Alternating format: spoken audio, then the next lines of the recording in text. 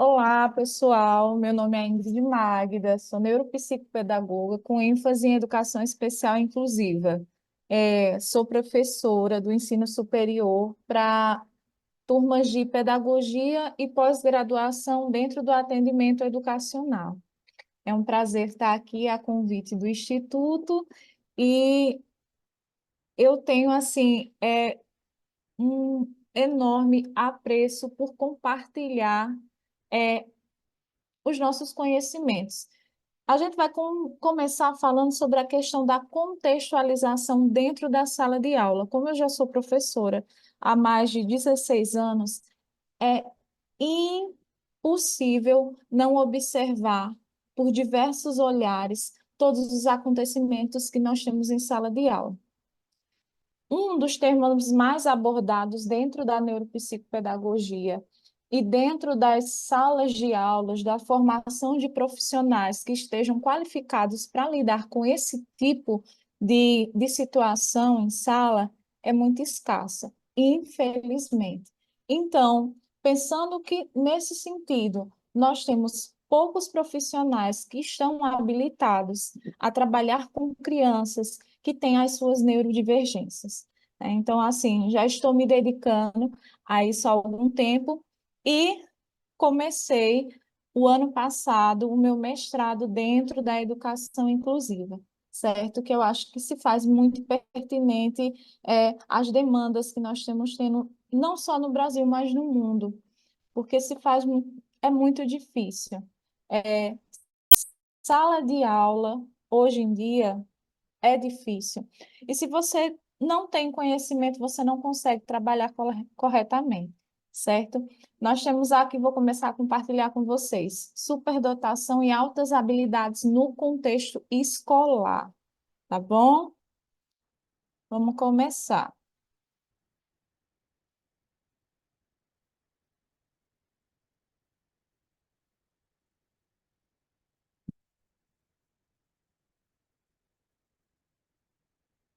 Vamos lá. Qual é o tema para a nossa palestra hoje? A inovação e estratégias transformadoras para o plano educacional, o PEI, certo? Dependendo do local onde a gente esteja no Brasil, ele pode ser chamado de PDI também. Existem outras nomenclaturas, mas no caso é o plano educacional individualizado. Isso se faz necessário dentro da sala de aula, se faz necessário no contexto escolar. Por quê? Porque o plano educacional individualizado, ele é um norte. Ele é um norte para o educador, para o mediador, para a escola e principalmente para o aluno. E quando a gente fala em altas habilidades, ainda se há uma escassez de métodos, de como chegar, de como trabalhar, de como deve ser feito, a flexibilidade no currículo, o que deve ser feito. Existem muitas incógnitas, muitas perguntas a serem respondidas. E quando a gente trabalha com ênfase no plano educacional das crianças, as coisas, não vou dizer que se tornam mais fáceis, mas você tem mais um norte a ser seguido. Você consegue trabalhar melhor, né? O plano educacional, mas esse plano educacional, o que é? É um documento? É obrigatório? Quem deve participar dessa construção? O plano educacional, ele deve ser feito de forma conjunta, todos aqueles envolvidos. A criança, ela pode participar dessa construção. O professor titular da turma, porque todas as crianças elas devem estar frequentando uma sala regular. Os profissionais que acompanham essa criança, o mediador, ele também pode ser um profissional que também pode participar da construção desse documento, coordenação, gestão, todos os profissionais que acompanham essas crianças, eles devem, né? Todos nós devemos participar desse processo, porque a criança, ela está inserida em uma sociedade, e a primeira sociedade em que a criança está é a escola. Lá, os professores, eles conseguem, de certa forma, ser o primeiro ponto de avaliação. Um professor, quando ele está inserido na sala de aula e ele observa 20 alunos, ele tem uma métrica. Ele sabe mais ou menos, essa criança com 2 anos, como é que ela deve estar dentro dos seus estudos. Eles conseguem observar. Essa criança de 2 anos, ela está bem desenvolvida cognitivamente, a motricidade dela está X. Então, o professor ele tem aquele olhar de avaliação.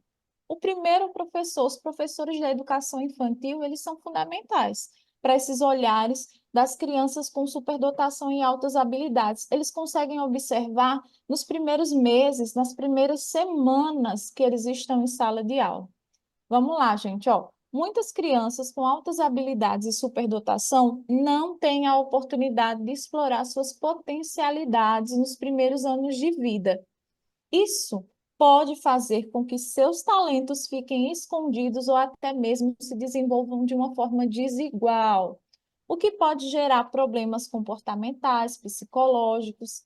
Quando a criança ela percebe que é diferente das demais, ela pode se sentir deslocada, rejeitada. Isso pode levar a sentimentos de isolamento, baixa autoestima e até mesmo comportamento agressivo. A gente consegue observar que algumas crianças em que é feita uma avaliação precoce do professor, que é uma das primeiras avaliações, né, que ele tem, porque, mas, ô professora, por que a senhora está se referindo que o professor ele faz essa primeira avaliação? Porque o pai, em casa, ele tem ele vê a possibilidade do seu filho. Se ele tem mais de um filho, ele consegue fazer mais ou menos uma comparação, né? Ele faz aquela comparação. Ele percebe, mas Maria começou a falar com tantos anos, João já está falando com tantos. Pronto, nós temos ali a avaliação do núcleo familiar. Mas quando a gente coloca essa criança dentro do contexto escolar, o professor ele vai ter um olhar um pouco mais aguçado, né? Porque ele vai ver em uma escala maior. Não vai ver só aquele ambiente familiar como a família vê, mas ele vai ver uma escala maior e ele vai ter uma outra métrica. Então, assim, o professor, em sala de aula, ele tem que ter esse olhar aguçado.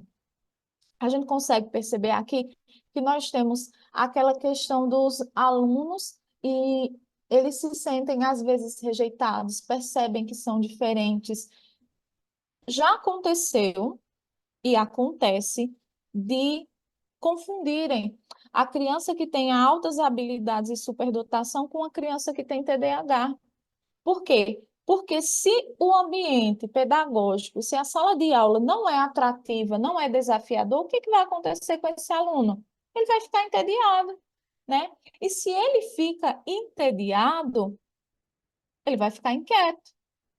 Então, o porquê de saber, o porquê compartilhar essas informações para que os pais, os professores, os profissionais tenham esse olhar, né? Esse olhar de conseguir trabalhar, de conseguir dar essa adaptação a essas crianças, e como a minha colega anteriormente falou, essa invisibilidade, né? Esses, às vezes, diagnósticos que não são tão certeiros, por falta, às vezes, até da colaboração das equipes multidisciplinares. Então, terminando aqui, ó, por exemplo, uma criança ela pode ser muito inteligente, mas ter dificuldades motoras. Isso pode dificultar a adaptação à escola e à sociedade, certo? Vamos continuar. Vamos lá. Minha colega Vanessa também colocou alguns mitos. E para a gente colocar aí para os professores, para os profissionais que estão inseridos no contexto da escola, a gente tem que perceber e tem que desmistificar, certo? Esses mitos aí. Tem um primeiro. Consiste em um grupo homogêneo em termos de habilidades e de interesses. Não. Sabemos muito bem que é um grupo heterogêneo, que, de acordo com Garden, né, nós temos as múltiplas inteligências e que dentro da BNCC e dentro do contexto escolar, nós devemos trabalhar todas essas inteligências, certo? Então, é um grupo totalmente heterogêneo. Não existe o indivíduo igual ao outro, né? Então, assim, dentro dessa realidade também. Qual é a realidade exata? Gente, somos indivíduos, nós somos plurais, então cada criança é uma criança, cada situação é uma situação, cada família é uma família. Pode ser que um grupo ou outro tenha interesses em comuns, mas não é regra. Superdotação e altas habilidades apresentam um amplo espectro de habilidades e interesses. Elas podem ser talentosas nas áreas acadêmicas, artísticas, esportivas, entre outras, certo?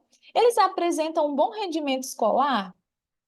Às vezes não, tá, gente? Lá como o meu colega Lucas falou, como Vanessa também já falou, às vezes não, às vezes as autohabilidades que aquela criança tem, ela não está relacionada ao acadêmico, ela está relacionada ao esportivo, está relacionada ao artístico, né? Dentro de outros campos de interesse dela. Então, não necessariamente, se o currículo não for adaptado à criança, ela pode sim ter sim problemas de rendimento escolar, porque não é uma régua. A gente sabe que dentro do nosso contexto educacional brasileiro, nós temos a avaliação classificatória, onde aquele aluno que acerta e que tem boa memória é aquele que mais se destaca, certo? Porém, a gente tem que ter esse olhar assim mais aguçado, esse olhar de singular, de prestar atenção na individualidade, no talento daquela criança, para você poder estimular, desafiá-la e ela render cada vez mais, certo? Vamos lá. Tudo é fácil para a pessoa superdotada e com altas habilidades? Não, não é. Tem, ela também vai apresentar as suas dificuldades, certo? Por serem normalmente crianças, pessoas muito mais empáticas, muito mais sensíveis, elas às vezes têm problemas de relacionamento, né? De se relacionar. Às vezes os interesses da criança não batem com a idade cronológica das crianças de sua idade.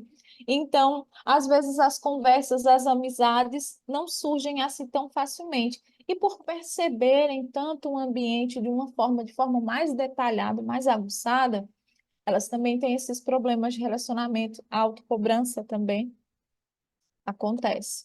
Vamos lá. O superdotado é egoísta e solitário? Não, não é egoísta nem solitário, certo? Elas podem ser muito mais, até mais sociáveis, como qualquer outra pessoa, certo? São mais empáticas, são mais sensíveis. Eu lembro lá, fazendo referência às falas da neuropsicopedagoga Vanessa, no momento da questão dessas reflexões, né, que são mais para idades mais elevadas, com um cognitivo mais maduro, onde a criança ela se apegou a uma fala a uma música da professora dizendo que a água ia acabar. Então, isso é uma reflexão mais profunda, né? É um pensamento mais profundo, mais empático, mais sensível. Então, muitas vezes acontece sim. Então, esse mito ali não é verídico. As crianças superdotadas se autoeducam? Não. Não é verdade. Todo mundo precisa de um ambiente de aprendizagem desafiador, estimulante, precisa de orientação, certo? Por causa dessa assincronidade, né? Às vezes o desenvolvimento cognitivo, o motor nem tanto, dependendo da habilidade, nós temos o cognitivo não acompanha a habilidade motora, então assim sempre vai precisar de uma orientação, sempre. Nunca somos conhecedores de tudo, nunca estaremos certos de tudo. O que é importante? Evitar, dentro do ambiente escolar, já que é o tema é, geral, né, que são os superdotados e altas habilidades na escola, evitar esses preconceitos e essas discriminações, certo? Ou por partes entre os colegas, né, ou até mesmo pelas orientações pedagógicas. Vamos lá. Existem três palavras que surgem muito dentro, é, nas rodas de conversa, nos debates, quando se coloca os termos, né? Prodígio, gênio e talento. O que é um prodígio? É uma pessoa que se desenvolve uma habilidade específica antes do tempo esperado, para a sua idade cronológica em qualquer área. Eu peguei aqui essa imagem, por exemplo, de um bebezinho. De um bebê, sua mãe está ali na cozinha e o bebê está na sala fazendo altos cálculos matemáticos. Nós sabemos aí que nós temos uma idade cronológica que não condiz com essa atividade que ele está fazendo. Então, assim, existe muito essa relação de altas habilidades e superdotação com a palavra prodígio, certo?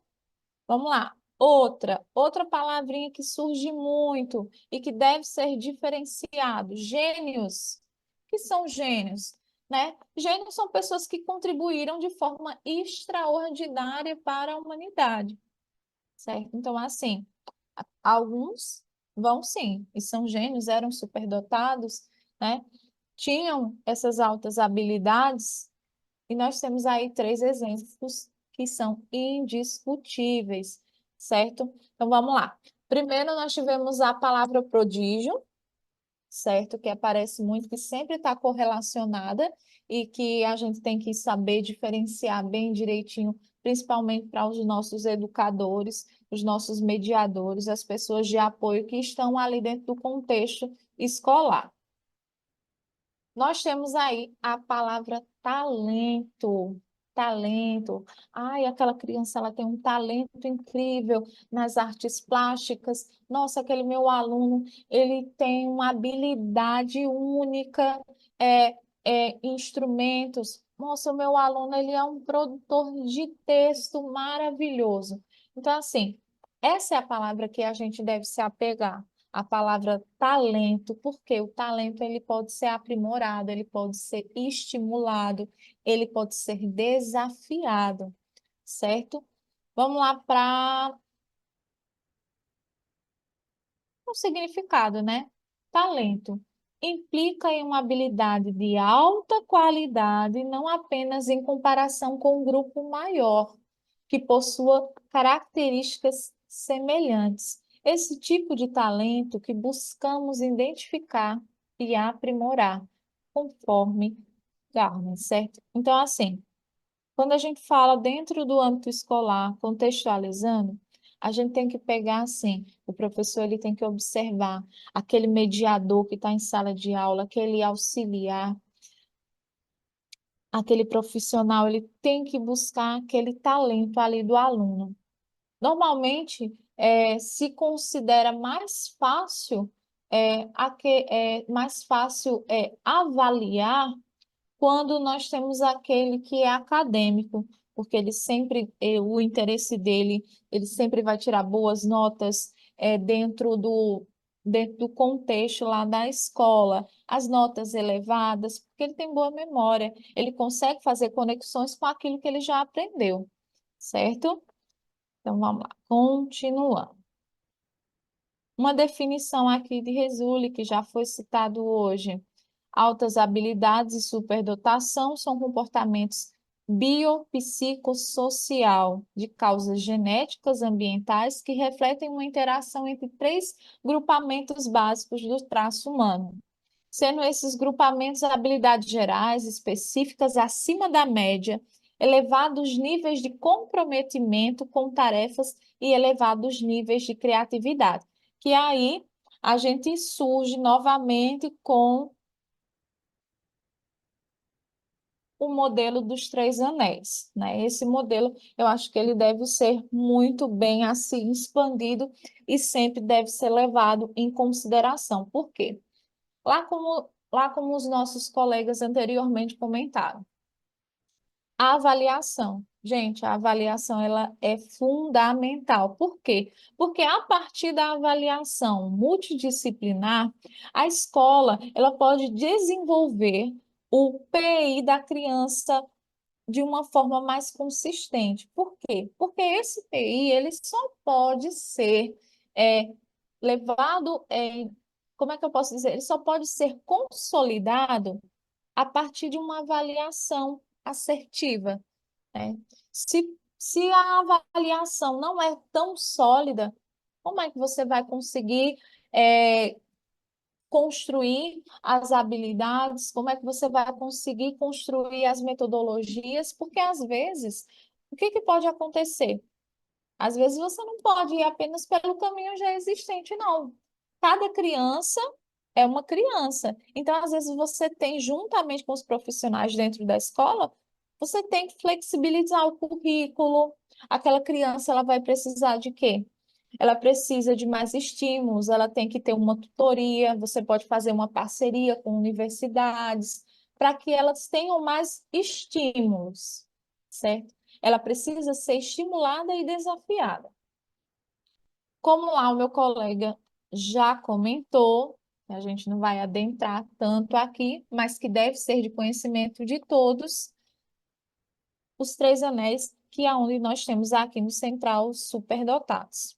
A capacidade acima da média. A gente sabe que tem a métrica lá e que a gente não deve levar tão em consideração a questão do QI, certo? Mas uma capacidade elevada em uma determinada área. O envolvimento com a tarefa é aquela criança, é aquele indivíduo em que ele está comprometido com aquela tarefa, do começo ao final, uma concentração ali, e ele quer terminar aquilo que ele está executando. Então, um comprometimento maravilhoso. Criatividade. Quando a gente fala em criatividade, é criar uma coisa nova. Não, é ter um olhar diferente em cima de uma situação existente, aonde o que que acontece? Temos um exemplo. Vamos exemplificar, que eu gosto muito de exemplificar, porque com exemplos a gente aprende melhor. Temos um grupo de 10 pessoas. Entre essas 10 pessoas, tem uma pessoa que tem a superdotação e altas habilidades. O problema está ali. As 10 pessoas olham para o problema e não conseguem resolver.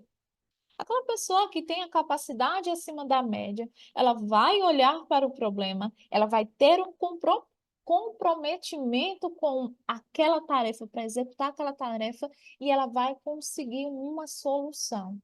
Ela vai conseguir, e depois, quando ela expor aquela solução, daquele comprometimento, as outras pessoas vão observar e vão dizer assim: nossa, mas era tão óbvio que era isso, mas os outros não conseguiram olhar, né? Então, os outros não conseguiram observar isso.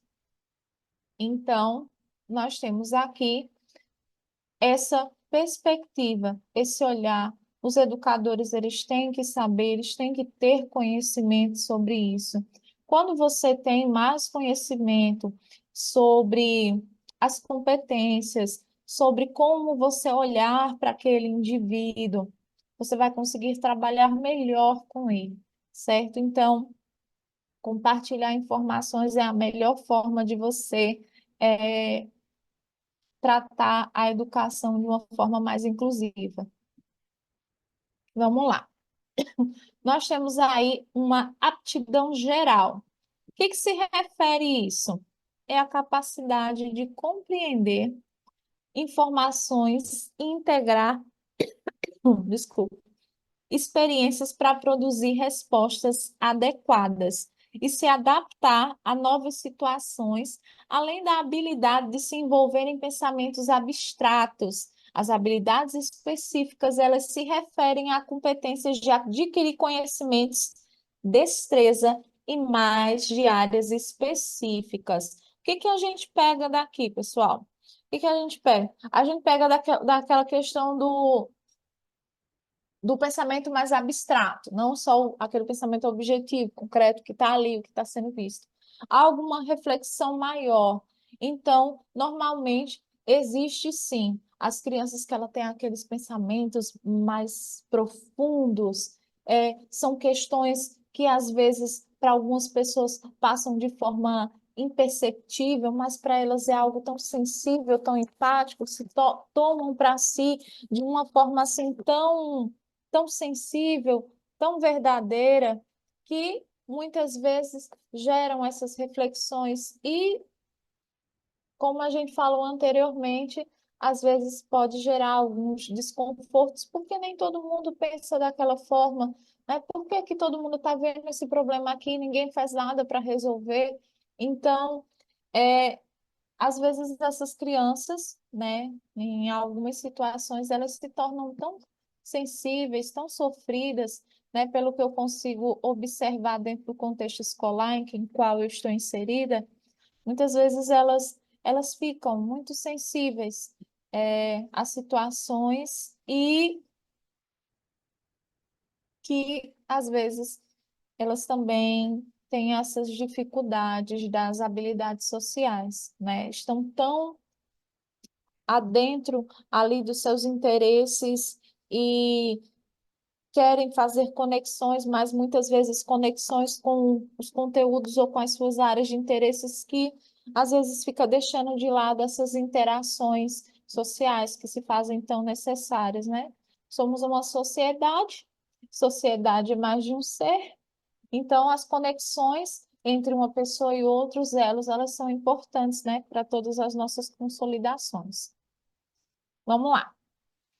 De acordo lá com o nosso colega e Reis, a identificação de alunos com altas habilidades e talentos é uma tarefa relativamente simples, tanto no âmbito da escola básica quanto no universitário, pois eles podem ser facilmente identificados por meio de testes padronizados que avaliam as mesmas habilidades exigidas nas atividades de aprendizagem escolar. Esses alunos geralmente apresentam as seguintes características. Gente, aqui a gente está falando no contexto a questão das universidades, das escolas, no âmbito escolar. Por que que os acadêmicos, né, aqueles que têm um interesse acadêmico são mais fáceis? Porque eles vão tirar excelentes notas, sempre vai estar lá. A gente está falando dos acadêmicos, certo? Vai ter, eles vão tirar notas assim, uma ótima memória. Vão possuir um vocabulário amplo? Sim. São curiosos, costumam fazer perguntas pertinentes aos conteúdos. Outra dica excelente: necessitam de pouca repetição para assimilar o conteúdo. Eu falo isso porque sou professora também, da educação infantil até o ensino superior. Então, assim, a gente sabe a necessidade do professor estar sempre repetindo, sempre repetindo aquele conteúdo. Para uma criança, para um adolescente ali que tem as altas habilidades, a superdotação, essa repetição é quase é muito pouco. Por quê? Porque vamos pensar de uma forma aonde o aluno. Vamos passar de uma forma organizada? Nós temos aqui o conteúdo X. O aluno, o professor falou desse conteúdo. O aluno ele vai acessar lá no seu banco de dados, onde apareceu essa palavrinha X. Então, ele vai acionar tudo, certo? Tudo relacionado. Então, quando a gente fala, ele vai relacionar tudo que ele já aprendeu sobre aquilo, certo? Então, muitas vezes, quando a gente fala de uma criança que não está inserida dentro desse contexto, a gente sabe que precisa dar de mais estímulo, que precisamos trazer uma atividade lúdica, que a criança ela precisa colocar em prática aquele conteúdo, que ela precisa fazer mais exercício de fixação. Então, daí você já vai observando dentro da sala de aula. Aprende mais rapidamente do que seus colegas. Ele consegue manter por longos períodos a atenção e concentração, certo? Então, assim, é de interesse dele, ele consegue se concentrar, ele consegue ter mais atenção naquilo, possui boa memória, ele consegue acessar esse banco de dados de uma forma diferenciada, certo? Então, ele consegue, é, tipo, aquela memória, ele consegue. e é incrível. É incrível, incrível, incrível. É perseverante na área de interesse, com certeza, porque ali é o comprometimento com a tarefa a ser executada. Apresenta ótimo raciocínio verbal, numérico, a gente falando aqui do acadêmico, consumidor de conhecimento, lê por prazer, gosta de livros técnicos, profissionais, gosta do ambiente escolar, tem necessidade de sempre saber mais e buscar ativamente novas aprendizagens, pode estabelecer metas irrealistas. Ó, aí é o que eu falo para vocês na questão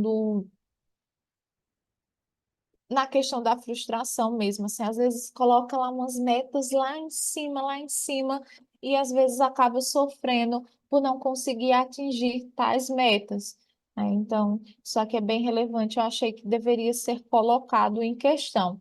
Apresenta grande necessidade de estímulo mental, certo? É aquilo que eu falei logo no início.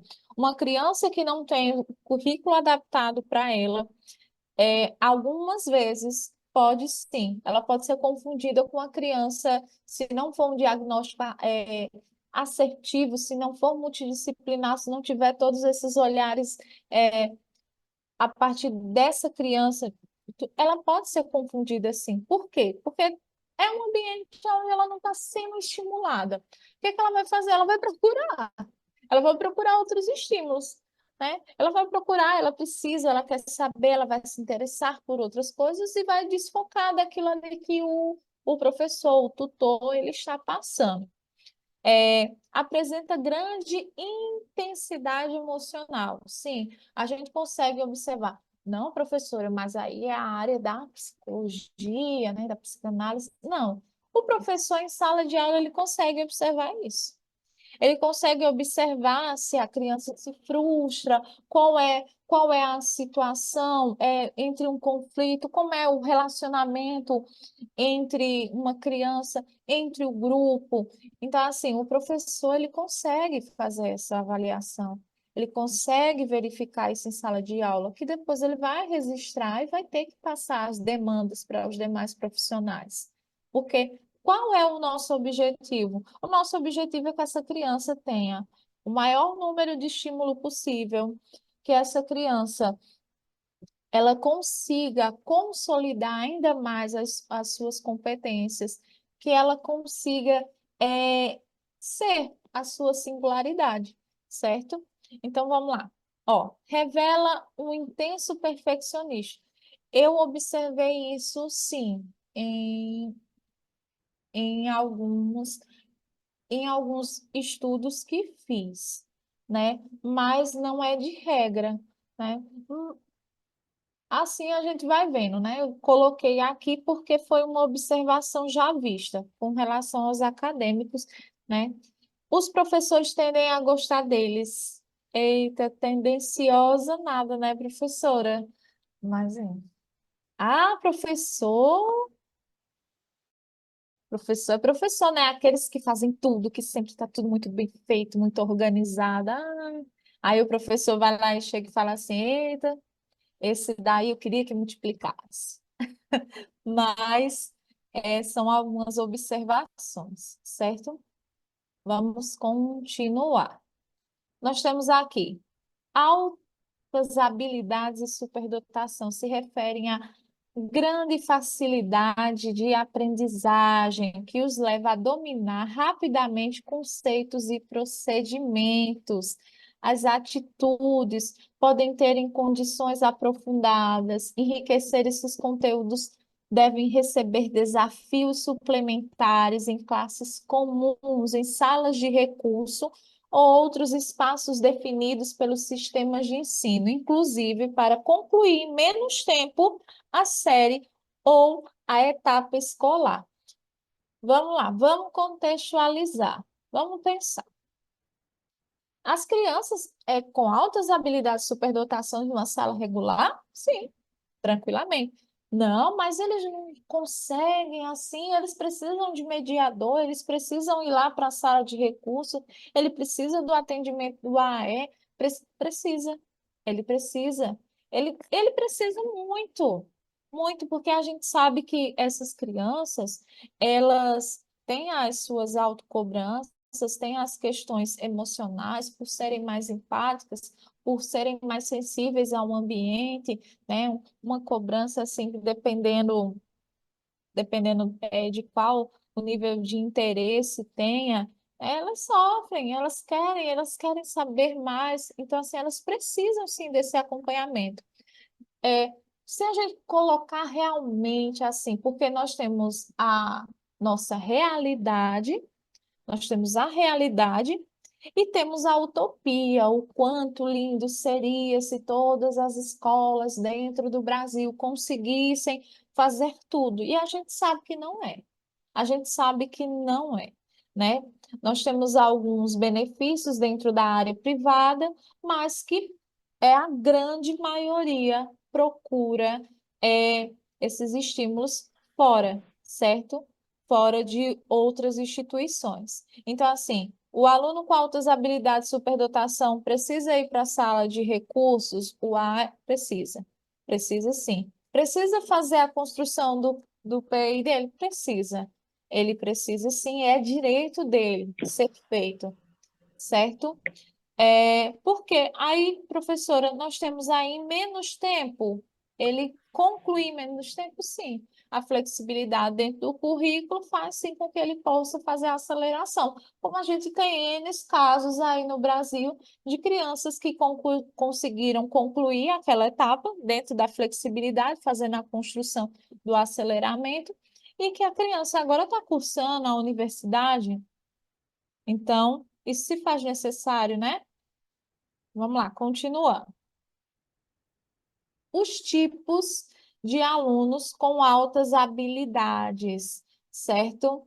Vamos falar aqui um pouquinho mais, professora, por que falar mais uma vez sobre isso? Para que a gente consiga fixar cada vez mais e que esse conhecimento seja propagado para que os nossos profissionais que estão dentro da sala de aula conheçam a importância e consigam identificar e trabalhar melhor com essas crianças, certo?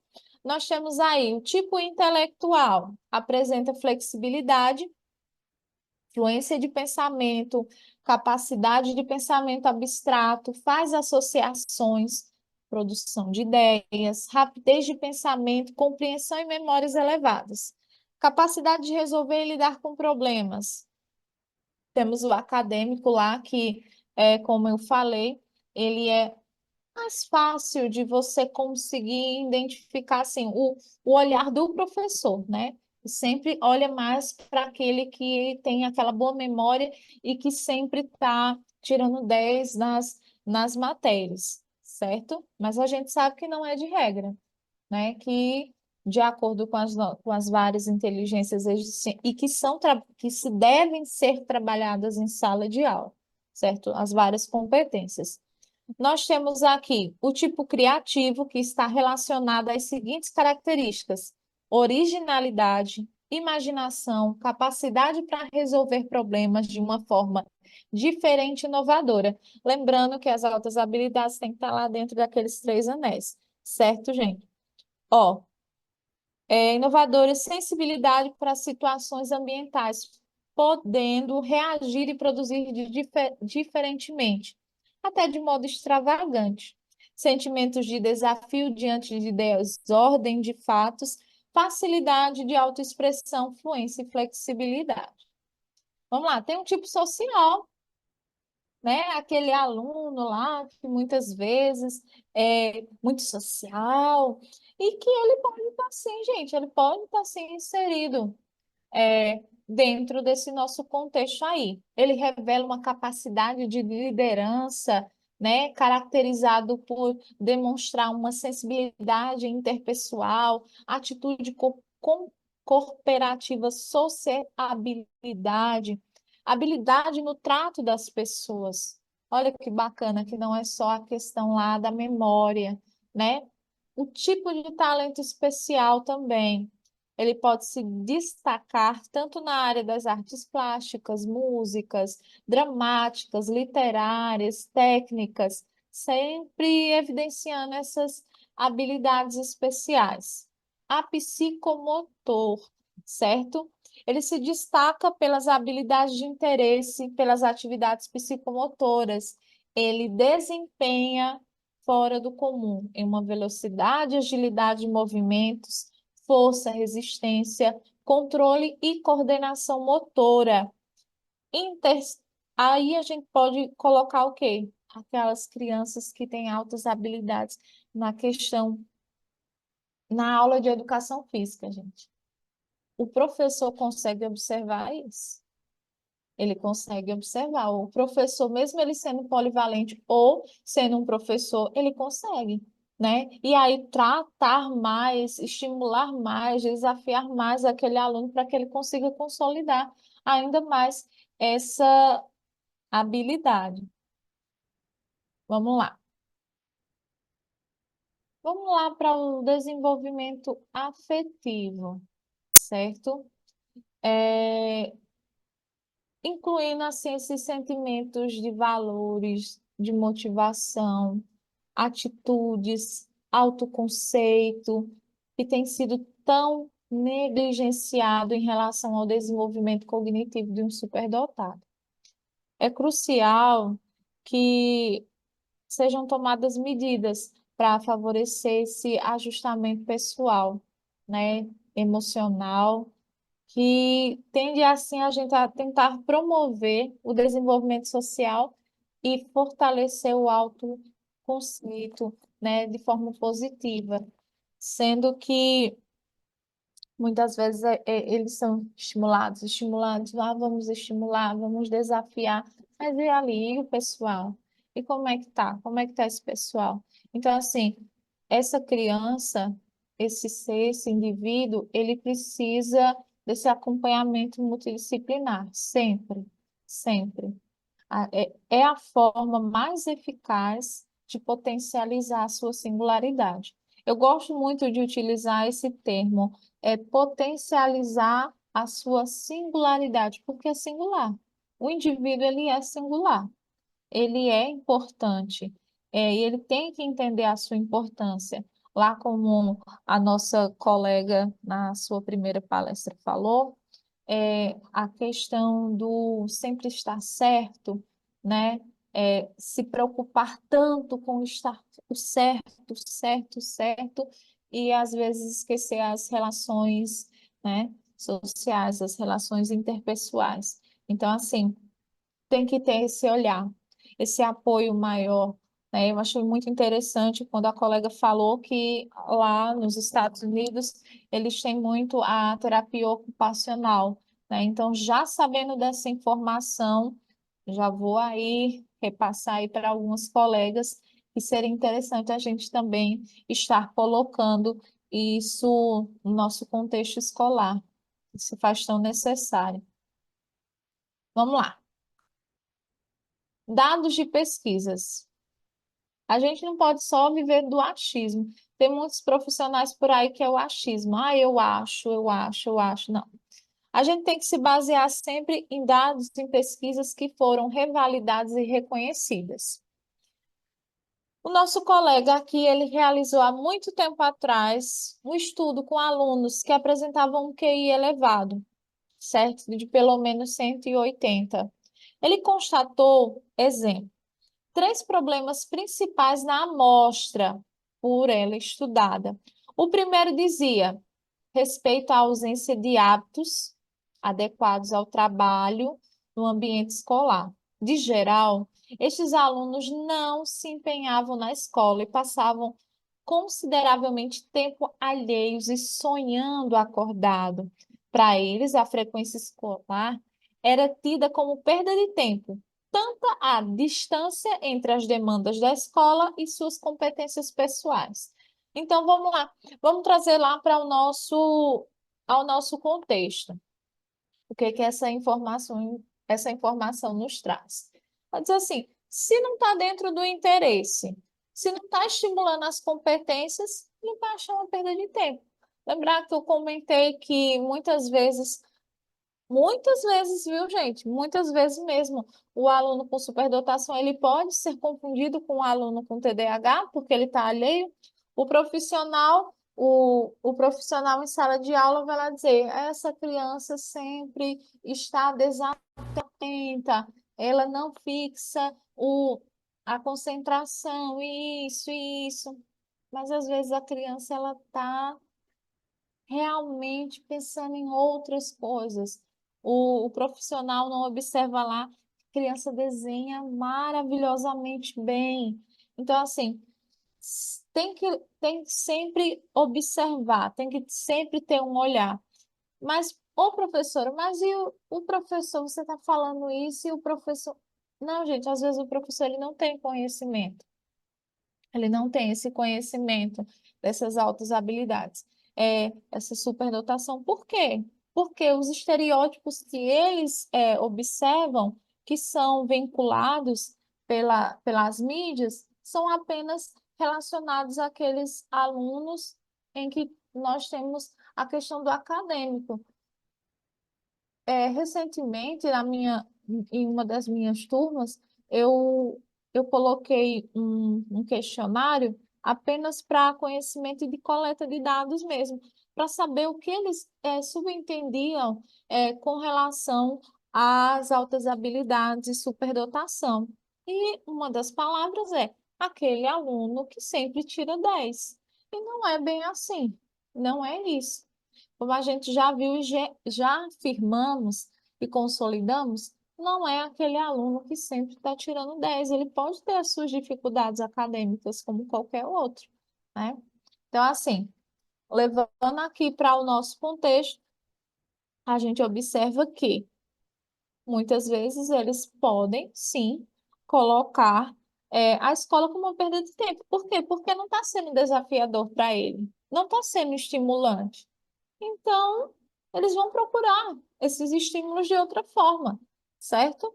Porque lembra que eles precisam exercitar, eles precisam desse estímulo, dessa conexão, de criar novos conhecimentos, de acessar essas informações que já estão ali vivenciadas. Vamos lá.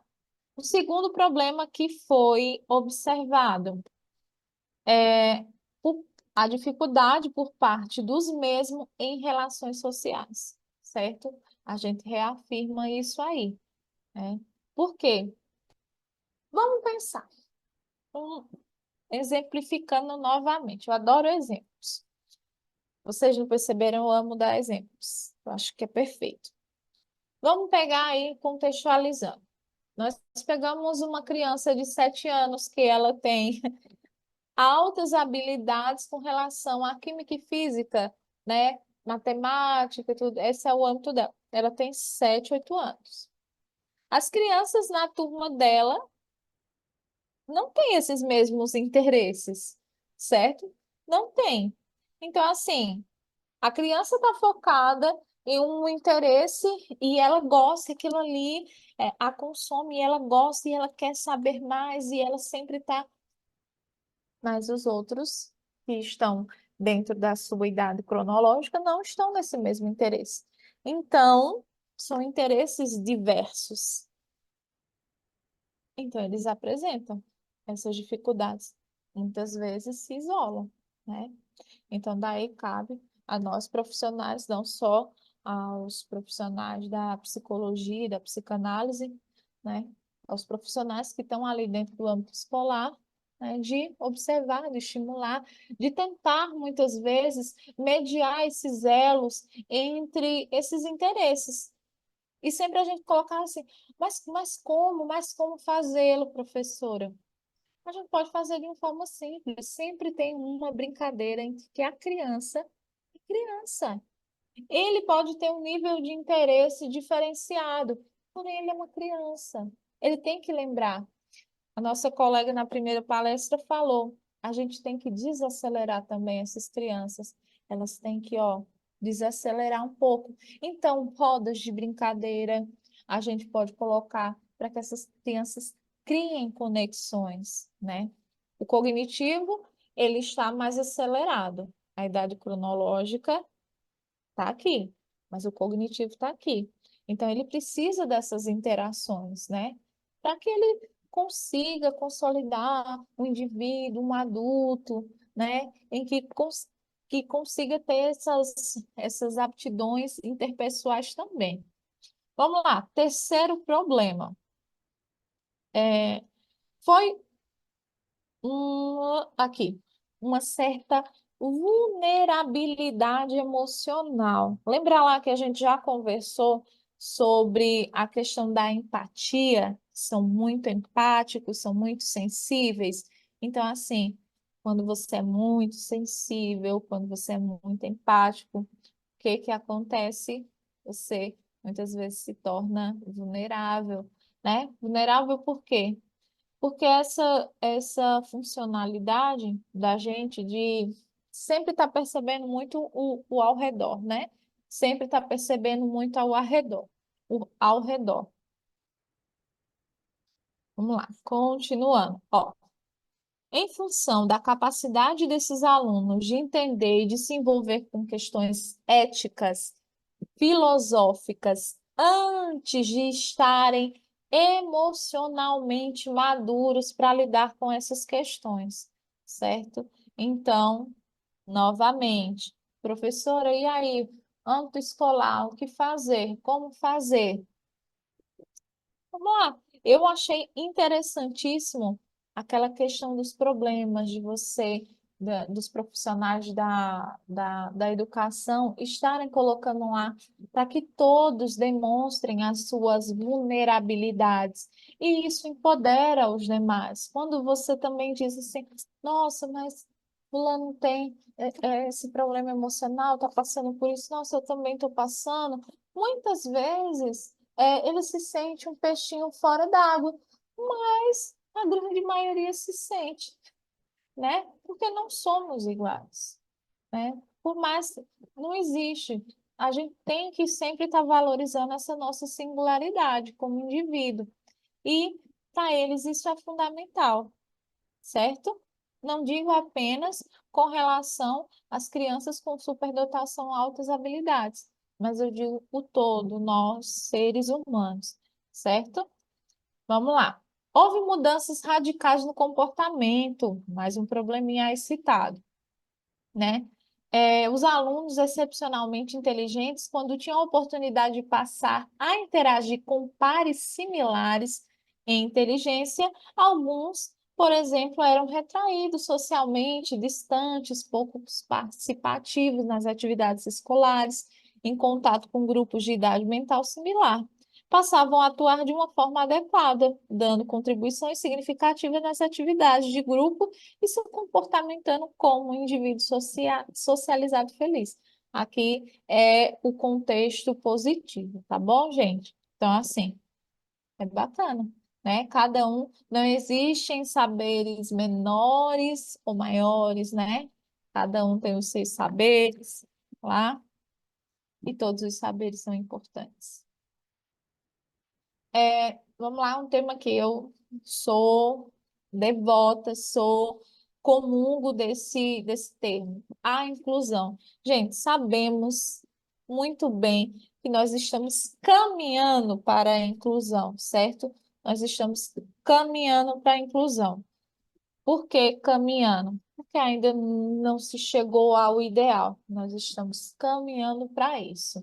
A inclusão não se limita à presença na sala de aula, certo? Quando só está na sala de aula é integrabilidade, certo? Está integrado. Embora todos notem a diferença, é comum a incompreensão acerca das razões.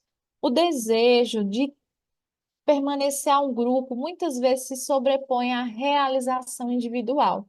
A escola não deve ser um ambiente que obrigue a ficar em silêncio, guardando pelos colegas ou rotulando, certo? Então, assim, a gente tem que observar, nós temos que observar isso, que a criança ela não se diminua, que o indivíduo não se diminua só para se encaixar num grupo, certo? Se a criança é boa naquilo, vamos estimular ela, vamos colocar ela dentro de situações onde ela consiga é, ser muito, ser boa, né?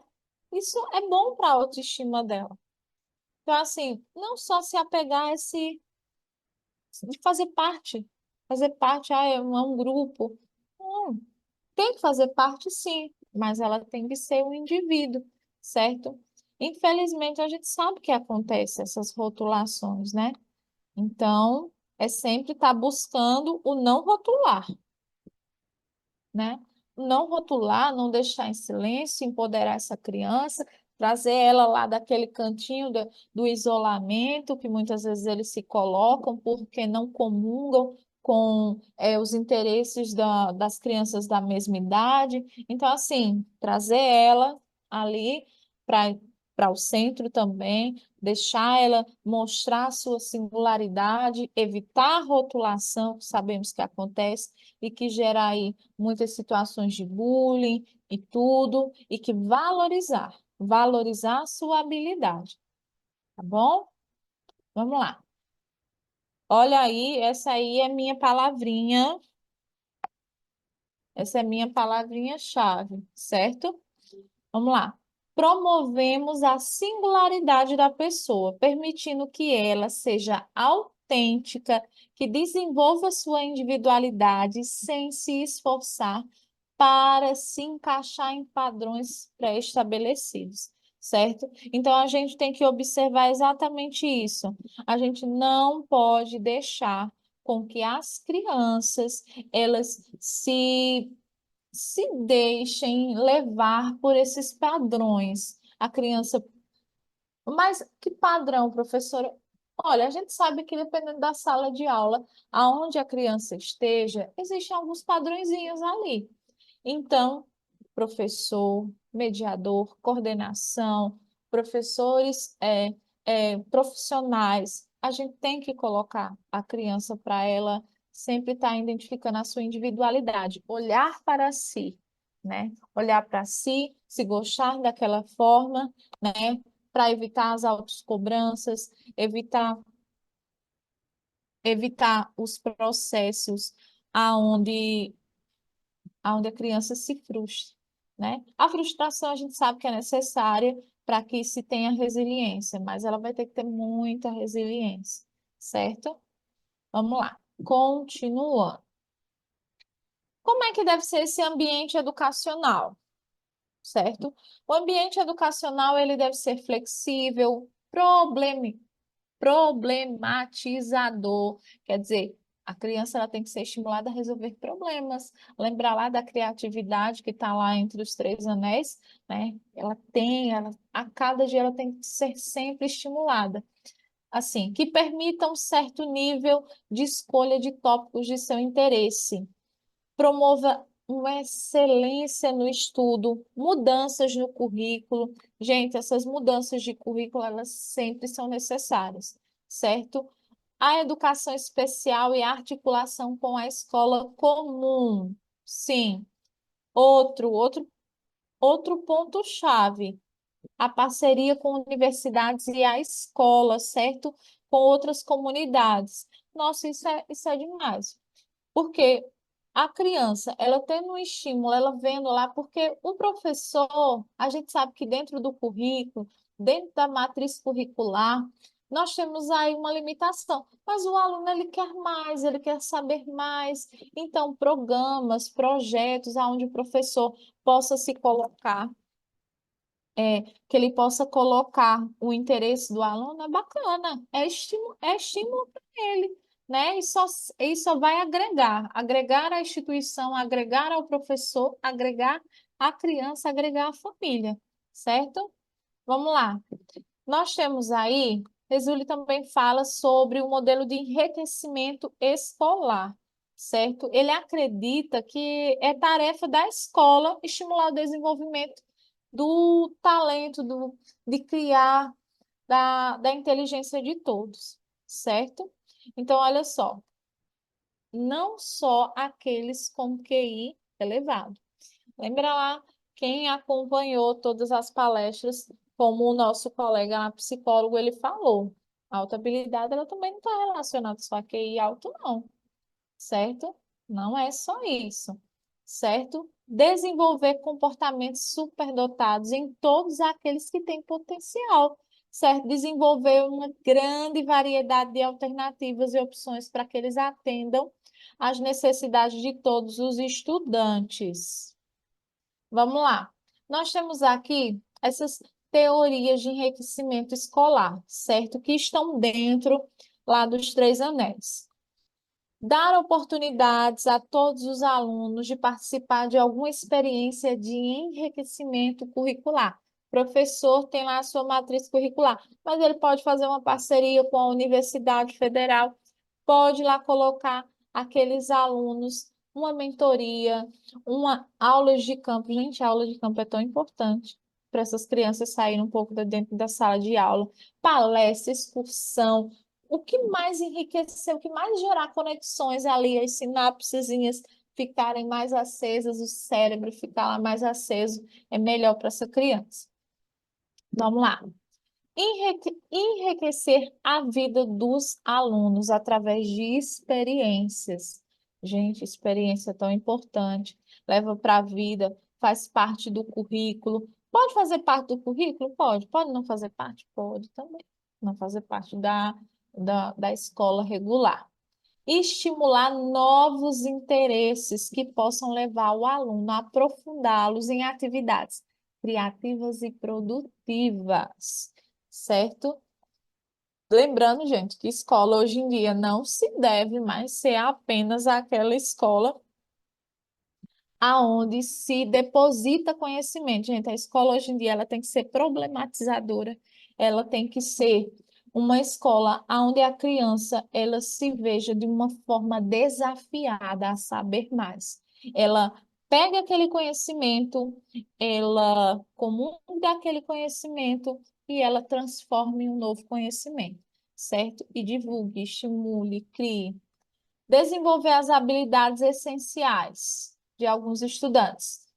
Como é que a gente pode fazer isso? Planejar a atividade, uma tarefa, considerando as alternativas aí. Necessidade de informações adicionais, identificar padrões, relações, discrepâncias nas informações, gerar argumentos, explicações, hipóteses, ideias razoáveis, utilizando fontes de informações, vocabulários e conceitos apropriados. Quer dizer, complexar mais um pouquinho aí, certo? Eles precisam de problemas, eles querem resolver esses problemas, né? Isso é desafiador. Estabelecer comparações, analogias, formular perguntas significativas, não é perguntinha boba, não. Aplicar, transformar as informações factuais em conhecimento útil, acessar rápida e eficialmente informações oportunas, extrair significativos, buscar informações de uma forma seletiva, estender ao seu próprio pensamento, além das informações dadas. Detectar viés, fazer comparações, tirar conclusões e prever resultados, certo? Nós temos aqui distribuir tempo, horários, recursos, conhecimentos, estratégias, soluções de problemas a problemas do mundo real. Trabalhar efetivamente com os outros. Comunicar-se efetivamente de diferentes gêneros, linguagens e formatos. Originar prazer no engajamento ativo no ato da aprendizagem. Solucionar problemas criativamente, produzir novas ideias, certo? O que é esse realmente significado? Professora, umas dicas aí para a gente de filmes que a gente possa lá levar para os nossos profissionais para que eles possam entender mais um pouquinho de uma forma lúdica. Eu tenho aí 4 filmes, sou apaixonada por filme, viu, gente? Eu amo filme. Então, assim, Mente Brilhante, Gênio Indomável, Prenda-me se for capaz. Ó, eu acho esse super interessante, esse terceiro. Por quê? Porque ele tem uma habilidade social. Ele não tem assim tanta habilidade cognitiva, mas ele tem uma habilidade social impressionante. Muito bom. Vida de inseto, animação aí para as criancinhas, certo? Vamos lá, para a gente já está quase finalizando. Eu tenho aqui, eu já estou finalizando, tá? Eu já estou finalizando. É o plano educacional individualizado, gente. Nós temos aqui o plano educacional individualizado, ele é um documento, certo? Que ele descreve as necessidades educacionais de um aluno e as suas estratégias. Professora, quem é que deve participar da construção desse PEI? Todos os profissionais que estejam tendo acesso a esse aluno e que participe desse processo dele. O psicólogo pode participar, o o TO pode participar, o mediador do aluno pode participar, a coordenação da escola, a direção, o professor titular da turma, o professor lá do AE, certo? Que é do atendimento educacional especial, ele deve participar. Então, assim, o psicólogo, ele pode, certo? Todos os profissionais podem participar. Não é só papel do professor, da turma, do aluno que tem que fazer essa construção, não. Por quê? Porque ali, dentro desse documento, a gente vai ter o quê? A gente vai ter as avaliações, anamnese, a gente vai ter as avaliações e, principalmente, a gente vai ter as estratégias que devem ser vivenciadas pelos alunos, certo? Que deve ser vivenciado o que queremos, como vamos fazer. É como se você traçar, é como traçar um plano de ação, certo? Só que esse plano de ação é um plano educacional individualizado. Você não vai fazer para uma instituição, você vai fazer para aquele aluno. Então, todos aqueles que participam diretamente desse processo devem estar inseridos, certo? Então, ele deve ser um documento sempre sendo revisitado, certo? Ele sempre deve ser revisitado. Ele vai ser construído e ele deve ser sempre revisto pelos profissionais, certo? Principalmente para ver o ponto de evolução, certo? Quais são as capacidades que vão ser colocadas aí? Capacidades cognitivas, criativas, capacidades artísticas, capacidades psicomotoras, capacidades socioemocionais, certo? Eles têm necessidades educacionais específicas? Tem sim. O que que deve ser colocado aí, que deve ser incluído para os alunos com altas habilidades? Oportunidades de aprendizagem, certo? Desafiadoras. Eles devem ser colocados. O acompanhamento individualizado. O aluno deve ir lá para o AE? Deve sim. Ele deve sim ser acompanhado. Apoio social e emocional. A gente já conseguiu reafirmar hoje, com certeza, com todos aí os meus colegas, que isso se faz super necessário. A elaboração, certo? É um processo colaborativo de todos. O aluno pode participar? Pode, claro que pode. Por que que ele não pode? Porque quem é a pessoa mais interessada no seu próprio desenvolvimento? Ele. Se ele tem os interesses, como não partir do aluno também? Como não partir do indivíduo? É, da sua própria elaboração de um plano de ação para ele. Sim, os pais, sim, gente, os pais com certeza, certo? Professores, os especialistas, todos aqueles que puderem de alguma forma colaborar para a construção do PEI é importante, porque é a base individualizada do aluno, são as necessidades educacionais dele, certo? Deve incluir tanto as informações de desempenho acadêmico e suas habilidades e interesses, certo? E seu perfil socioemocional também. Quais são o que deve conter? Objetivos educacionais, certo? Quais são esses objetivos mensurados, alcançáveis, relevantes? Os conteúdos e as atividades, certo? Deve ser sempre, e os serviços fornecidos, certo? Deve sim especificar quais são os serviços de apoio que serão fornecidos ao aluno, sendo ele dentro do âmbito escolar, lá que eu falei, dentro do âmbito escolar, que a escola ela deve colocar, e quais foram os procedimentos de enriquecimento curricular, que a gente está falando aí de superdotação e altas habilidades, tá bom? Vamos lá. A avaliação. Como é que deve ser essa avaliação? Ela deve ser periódica, gente. Ó, Nós temos alguns modelos aí que rodam pelo nosso Brasilzão. Então, assim, muitas vezes pode ser que esse PEI pode ser reavaliado a cada bimestre, ele pode ser reavaliado a cada semestre. Eu, pessoalmente, sabendo da rotina escolar, sabendo de todas as demandas da escola, é, eu, pessoalmente, eu estou falando pessoalmente, acredito que semestre, certo? A gente pode lá estar coletando essas informações. O professor deve ter o seu acompanhamento, o seu registro, de preferência portfólio, professores, façam os portfólios dos alunos, porque assim você vai conseguir consolidar, fazer registro. É muito importante registrar as evoluções, registrar aquilo que está sendo enriquecedor para o aluno. Então, a partir a partir do momento onde você tem um registro, você consiga validar aquilo que você faz e você consegue registrar a evolução do aluno, é perfeito, certo? Tenha isso em mente. Aqui, para a gente estar finalizando,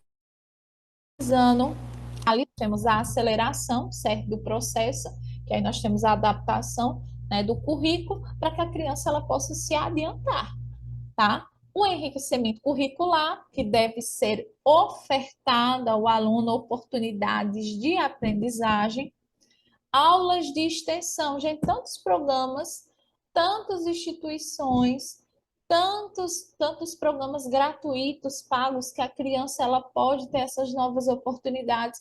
Por exemplo, o professor da sala regular, ele é um pedagogo, não é a sua formação em matemática, tem um aluno que tem uma superdotação em altas habilidades e que uma das suas áreas de interesse seja o raciocínio e a matemática. Vamos lá para uma aula de extensão, alguma coisa, dá para ser feito. A questão é você querer fazer. Grupos de estudo, orientação profissional, certo? Isso também pode ser colocado lá. Tudo isso pode ser colocado no PEI, certo?